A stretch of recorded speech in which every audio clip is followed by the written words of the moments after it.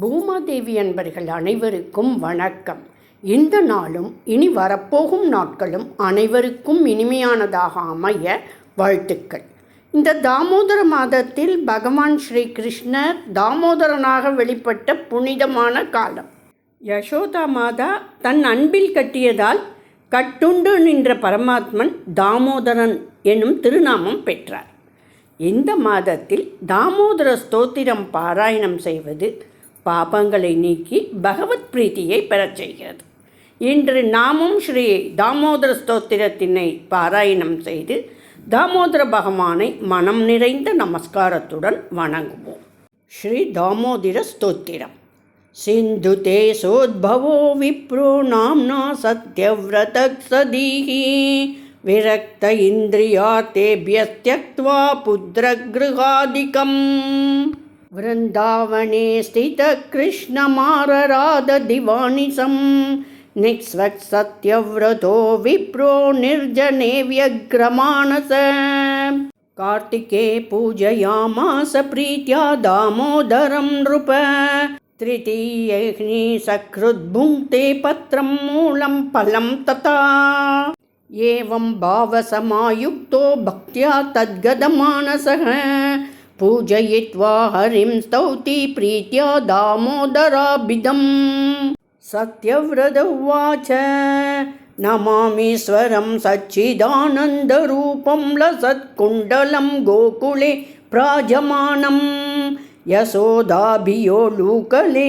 धावमानं परामृष्टमत्यन्ततो दूदगोप्या रुदन्तं मुहुर्नेत्रयुग्मं मृजन्तं कराम्बोजयुग्मेन सातङ्कनेत्रं मुहुक्श्वासकं पत्रिरेखाङ्ककण्ठं स्थितं नौमि दामोदरं भक्तवन्द्यं वरं देवदेहि स मोक्षावधिं वा न चान्त्यं वृणेकं वरे सादभीः इदं तेव पुर्णात गोपालबालं सदा मे मनस्या विरातां किमन्यैः इदं ते मुखाम्बोजमत्यन्तनीलैर्वृतं कुन्दलैः स्निग्धवक्त्रैः च गोप्या मुहुश्चुम्बिदं बिम्बरक्ताधरं मे मनस्या विरातामलं लक्षलाभैः नमो देव दामोदरानन्द विष्णु प्रसीद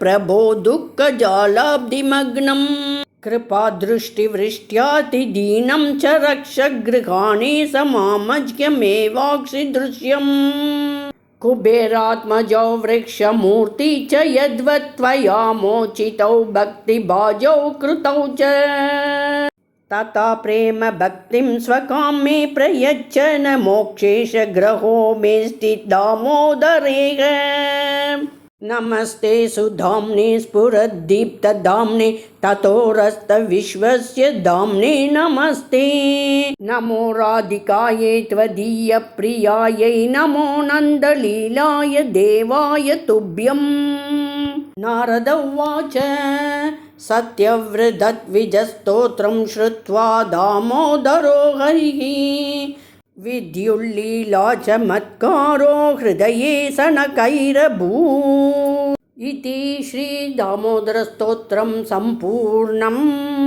नैवेद्यमन्दिरं पूपहर निवेद्यमन्दिरम्. ॐ अन्नपूर्णे सदापूर्णे शङ्करप्राणवल्लभे ज्ञानवैराग्यसिद्ध्यर्थं भिक्षां देहि प्रपञ्चने. ॐ नमो भगवते दामोदराय नमः. निवेदयं समर्पयामि. श्री दामोदर आरती. दीपं धारयामि दामोदराय नमः. यशोदातले लालित दामोदराय नमः.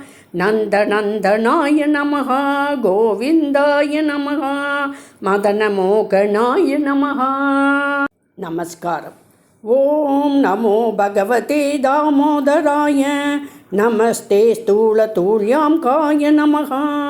नमस्ते यशोदाबन्धनवाय नमः. नमस्ते नन्दचन्दनाय नमः. प्रार्थनै. दामोदरत्वं स्मरामि सततं बन्धनमोक्षवकारक मम बन्धनविबन्धनाय அனுக்கிரகம் குருஷ்வ பகவான். இத்தாமோதர மாதத்தில் தாமோதர ஸ்தோத்திரத்தினை தினமும் பாராயணம் செய்தால் அனந்த புண்ணியமும் பகவத் பிரீத்தியும் கிடைக்கும். பாலகிருஷ்ணரின் பாசமும் யசோதையின் அன்பும் நம் உள்ளத்தை நிரப்புவதாக. ஜெய தாமோதரா, ஜெய் ஸ்ரீ கிருஷ்ணா.